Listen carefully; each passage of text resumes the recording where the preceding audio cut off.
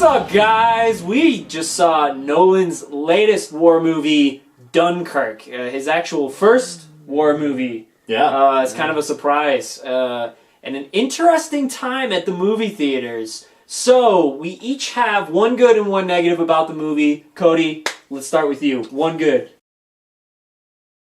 So, my favorite thing about this movie is, just as a whole, like how incredibly well Nolan encapsulated the desperation of these soldiers, and specifically how the sound design plays into that, between the music, the actual sound effects, how it all ties together to really feed that sense of desperation from these soldiers, and it's just a sense of, I mean, more hopelessness than anything else, more than desperation. Absolutely.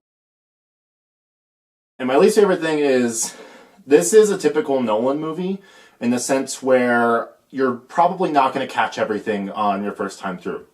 There's a lot of weird, I won't say bad, weird pacing stuff going on and time cuts, and while I personally have no problems with re-seeing a movie more than once, I know that is a big turnoff for some people. Yeah. Where some of the timing and the pacing stuff is going to be real confusing unless you're like dead focused throughout the entire movie. But that's not a problem unless you don't have an issue with seeing the movie again. For sure. All right, Ransom, good and bad.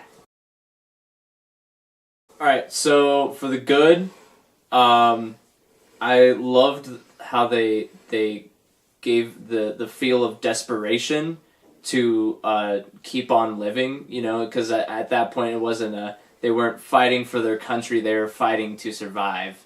And they really brought that off well. Kind of this platoon type of angle. Somewhat. Yeah. There was a line particular in the movie where someone's talking about how something's not fair, and one of the other soldiers says, survival's not fair. Yeah. And that like really feeds it, the whole thing. Yeah. Like Kody was saying, the division of how the it's like told in 3 parts. And I'm not even gonna lie, I didn't even understand how it actually was told until you said that. Yeah. Just to give you an idea, and then it all clicked. Yeah, they all divide it into parts, and each one is a different time length, but that doesn't always come across as fluent as you would want it to. If Nolan literally at the beginning of the movie didn't tell me that the thing that he was doing was the thing that he was doing, it would have been much harder, for sure. Yeah. For me, God damn it, Tom Hardy. God damn it, Kenneth Branagh. These two lovely, beautiful bastards have, I think, both, to each of them, the best part of the movie, acting-wise. Kenneth Branagh makes you just pump your chest in hurrah for the British heroism of the civilian fleet coming to rescue the soldiers. And then Tom Hardy, I will not spoil it for you, has the most epic moment of the entire movie. I literally shouted for a split second in my seat and said, yes! I could not help it. The bad thing. Look, I'm not going to lie. This movie sums up very beautifully. However, there is a millisecond. There is this incredible shot at the end of the movie.